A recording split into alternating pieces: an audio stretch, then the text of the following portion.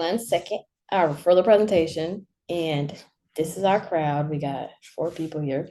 Okay. So the presentation is called I Am Aboriginal, Not Your African American Woman. So let's go ahead and get into what we're going to be talking about here.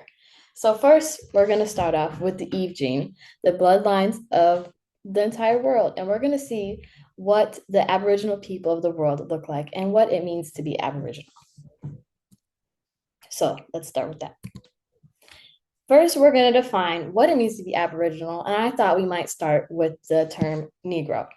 So I actually went through a very old book from the 1800s in my library to find this definition and took a picture of it, and this is what it says. Improperly or loosely applied to any member of a very dark-skinned race, such as East Indian, Filipino, or Egyptian. Now, this definition is very telling about what these people really look like versus what you see them portrayed as in the media today. Now, when did Negro become synonymous with African?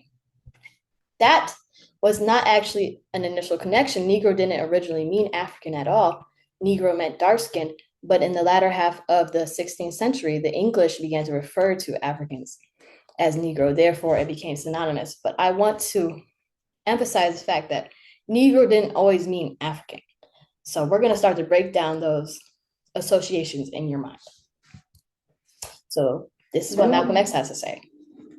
Aborigines mean what? Black folks. You never find a white Aborigine. Rather, Aborigines are called natives, or they're always dark-skinned people. You and I are Aborigines. So that's what Malcolm X had to say. He said that they are dark-skinned people. Aborigine means from the beginning.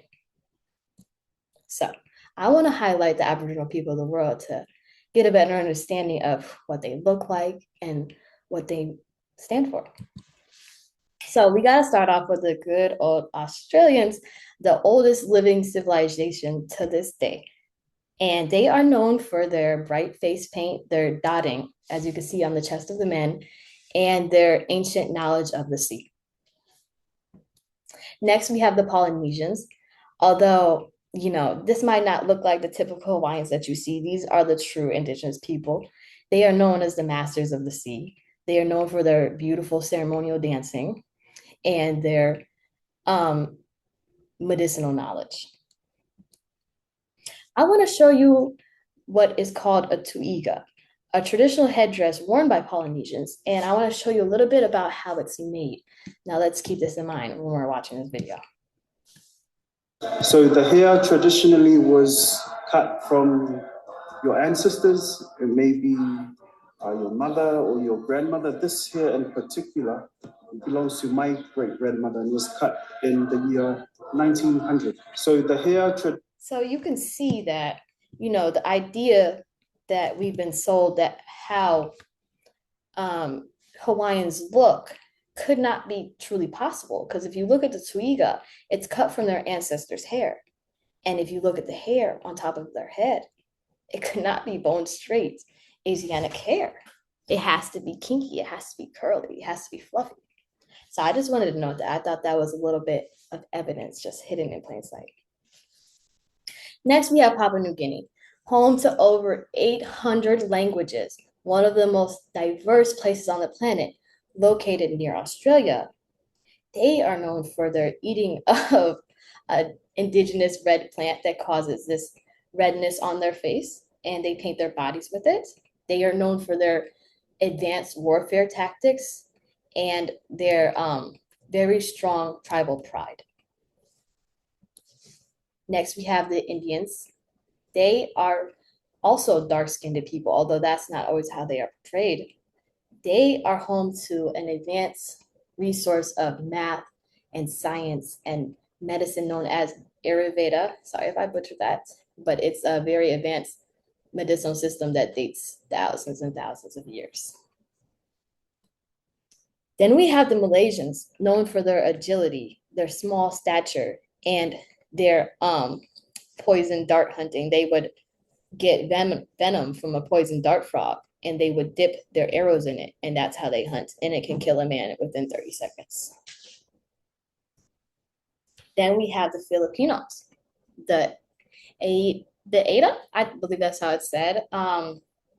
These are the true indigenous people of the Philippines, although this is not how they are portrayed in the media with the bone straight yellow skin. These are the true dark skin Aboriginals of the Philippines, nationally recognized, and a lot of people seek to know more about their culture. They are known for their beautiful voices, their, once again, very strong knowledge of the land and its natural plants, as well as their preference for hunting over farming. They use bow and arrows and traps, and that's their preferred method to get food.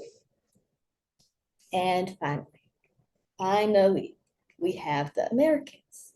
Although, once again, this is not how they are portrayed in the media. These are the true Aboriginal people of America. We are known for our strong physical abilities. We are known for our musical talent worldwide. And we are known for our intelligence as the true inventors of many things in this world, including the IV injections that doctors use to this day, although we are not credited for that. So let's talk about the slave story. Let's talk about who was really brought across the sea and how, if we're the true Aboriginals, we are being called African American today.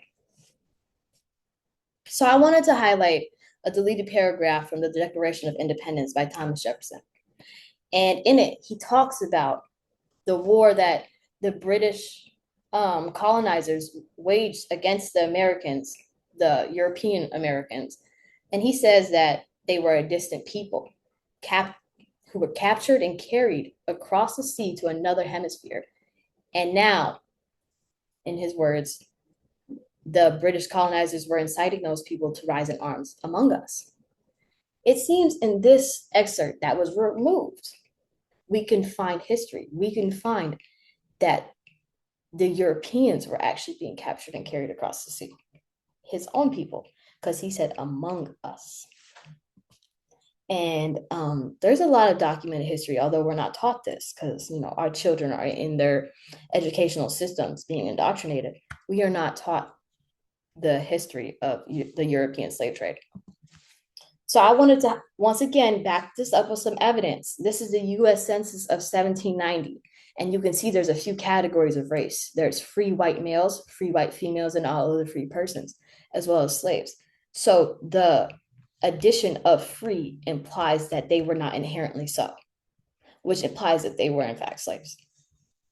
Just gonna throw that out there. Once again, you can see them come by the boatloads across the sea, and they came here with a job to do.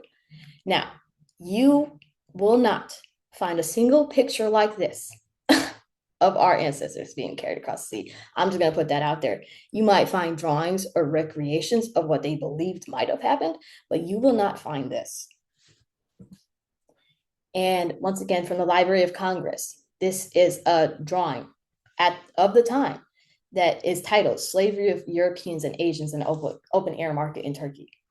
Now, you can see that the Europeans, the white men, were very much so enslaved. But I also wanted to highlight the Asians.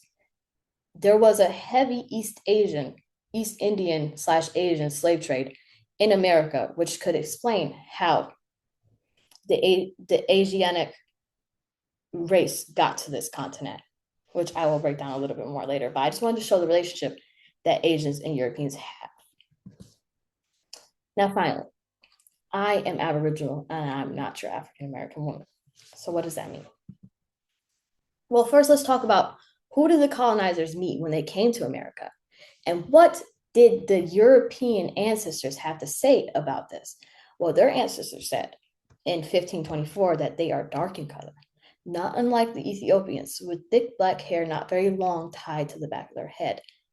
They are well proportioned. I just want to throw that out there because we look good, baby. Anyways, colonizers called Aborigines Negro. So I want to talk about how when they got here, they were calling us Negroes from day one.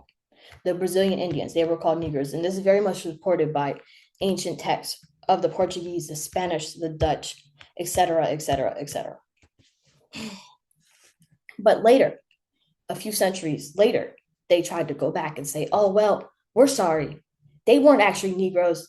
We were just being racist. But the truth has already been told and you cannot take it back. So, how did we as Aborigines become erased and reclassified as African American? Well, let's start off what it means to be American. An American is a native of America, originally applied to the Aboriginals or copper colored races found here. But now it's being applied to the descendants of Europeans. That is heavy. Keep that in mind. The descendants of Europeans. So, who are the descendants of Europeans? Well, these people these Eskimonian races that are being called Native American today are descendants of Western Europeans, actually. And the land bridge theory suggests that. The land bridge theory suggests that they came from Siberia, which is near Asia, and they climbed down to North America and South America. Well, when they climbed down, there was a people already here. We were already here because we've been here, like Malcolm X said, from the beginning of time. So, what is a Native American? A Native American just means someone who was born in America. That is all that means. It is applied. The Native movement actually started from a white political campaign. That's when the Native word started, because they were talking about anti-Irish movements and all types, anti-immigration. So they called themselves the Natives. So if white people can call themselves the Natives, how much standing does that truly have? Now, this is a Native American boarding school in the 1800s. And I just wanted to show, by the, the hundreds, they were being taught something. They were loaded up in schools. You were taught that they were being erased, but maybe they were being created. Maybe they were being taught how to be us. Maybe they were being taught our languages, our history, our culture. Maybe.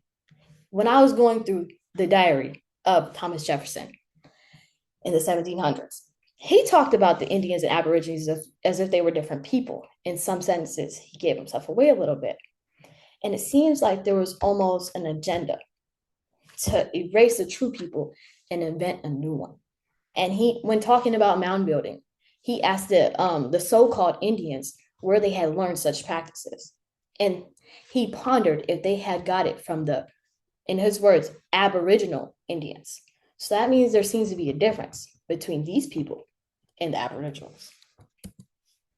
Now, I just wanted to show you a little visualization from Plug magazine in 1899, which shows front and center, we got the Philippines, we got Hawaii, we've got Puerto Rico, and we've got Cuba, all dark skin, all very heavily melanated. And in the back, we've got a little Indian boy. What are they trying to tell us?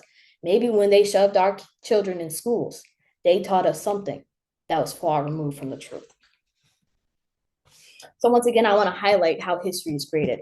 From 1700 to 1799, there is only a little over 1,000 records to date. But between the 1800s and 1899, there is over 150,000 records. Now, some might argue that, older records are more likely to get destroyed, lost, et cetera, et cetera. But how is there such a big jump? It seems like something happened between the 1700s and the 1800s. Some type of agenda changed.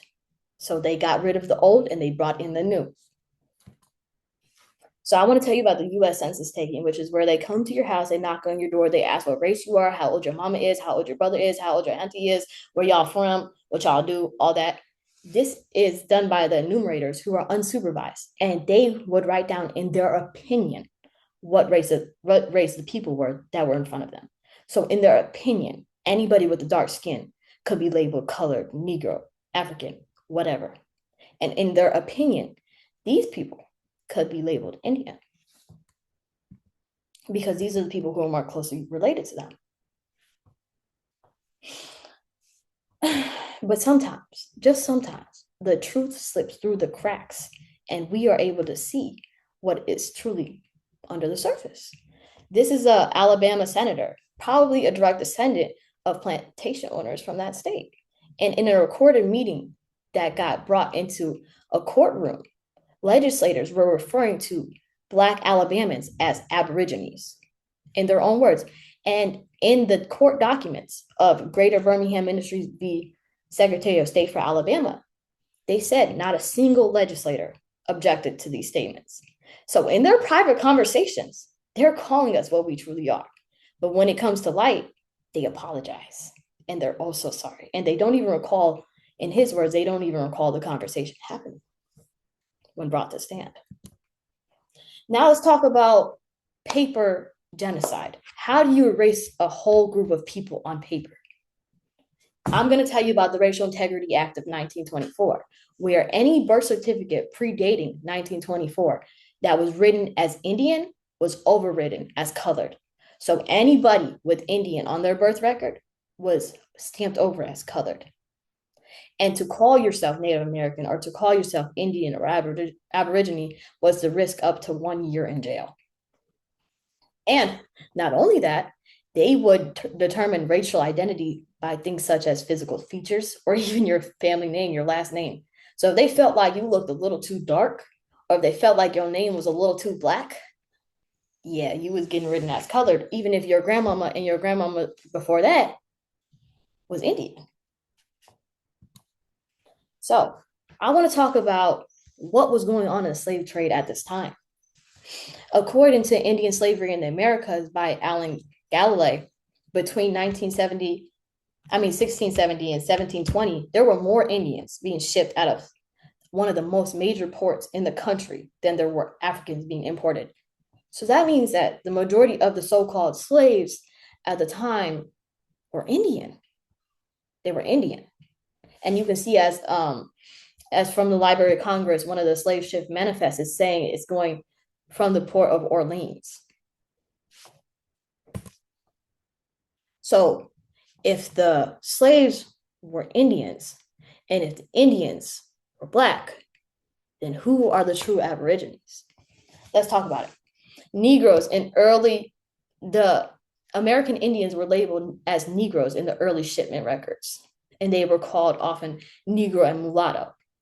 This is from the use in terms of Negro and Black to include persons of Native American ancestry in North America, 1984. And this is a picture of the 1790 and 1830 census records being destroyed. They were accidentally lit on fire.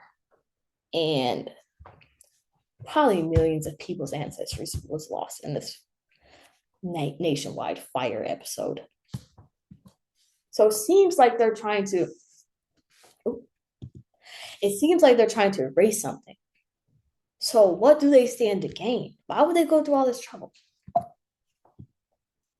Let's talk about it. These are the cherubs in St. Vincent, which is an island in the Caribbean.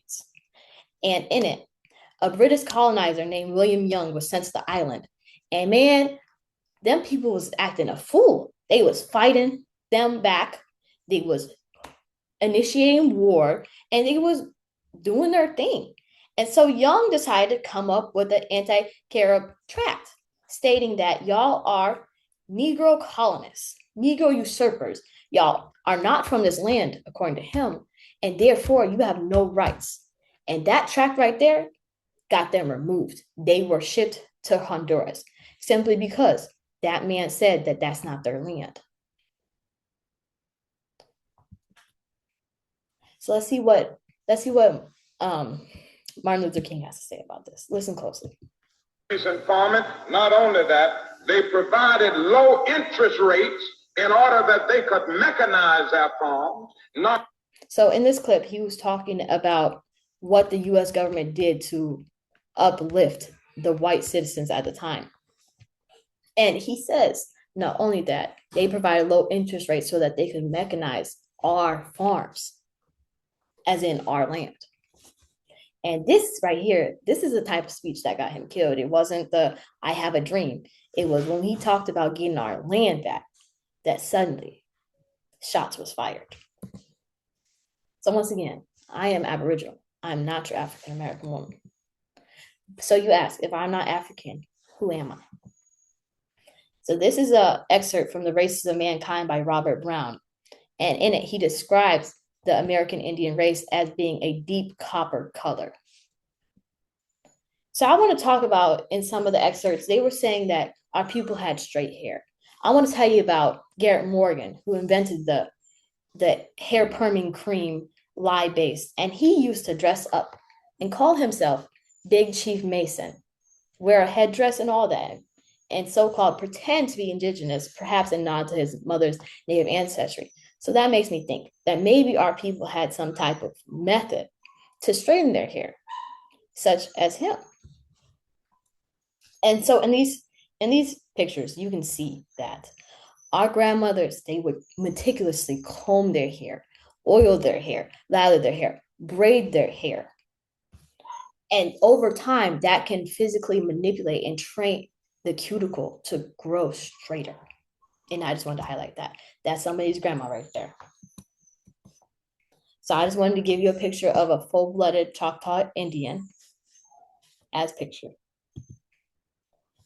From the Library of Congress, this document is titled Trade Between the Indians of Mexico and the French. Now, these men right here, they look like my husband. They got big arms, broad noses, dark skin, and they look good. But I'm just saying, like, you got the proof right in the pudding. Again, from the book titled America, one of the biggest books on American history from the time period. Being an accurate description of the New World, 1671, you can see the dark skin front and center. You see guy right here. These don't look like the people that they said are the Native Americans. Once again, from the same book, you see them. There's two dudes squaring up right there. You see them. They got headdresses looking like crowns and deeply melanated dark skin. These are primary sources. An emblem of America. She's beautiful. And I just want to give you a picture of what they look like back then and today. Just beautiful. So now I want to talk a little bit about a cultural topic from the midwives of the Colombian jungle. Now, in this video, this woman here was positioned to be an African descendant, which we now know is not true. And these people were positioned to be so-called indigenous. But I want to show you a clip from the video that just debunks and butchers everything that they said. 57-year-old Pacha is considered the most experienced jungle midwife in this remote region. She makes her own medicine from what nature provides. What she knows about the plants and their effects was passed down from her grandmother and her grandmother before that. So if they are the indigenous people, why are they not teaching us how to use the plants? Why are we going to their towns and teaching them? From her grandmother and her grandmother after that. Just something to think about. So you know the truth. Now what? Now is a time for you to stand in your full light.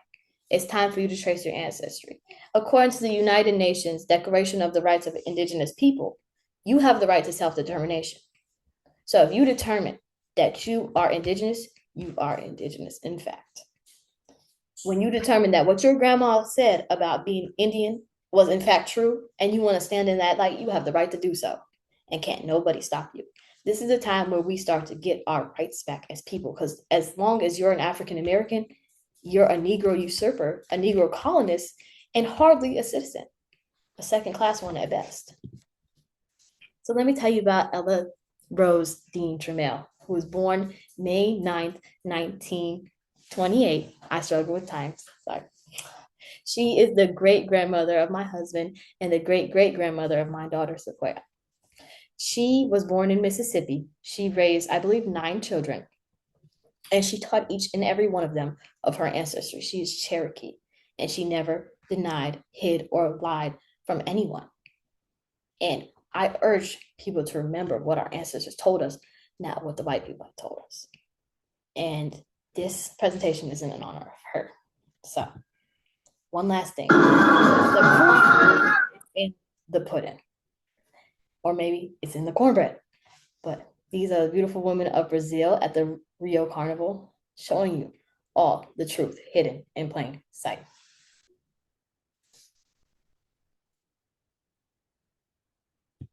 All right, that's it. That's all I got for y'all. I dedicate this presentation to Ella Rose Dean-Trammell and the Aboriginal people of America. Thank you, everyone.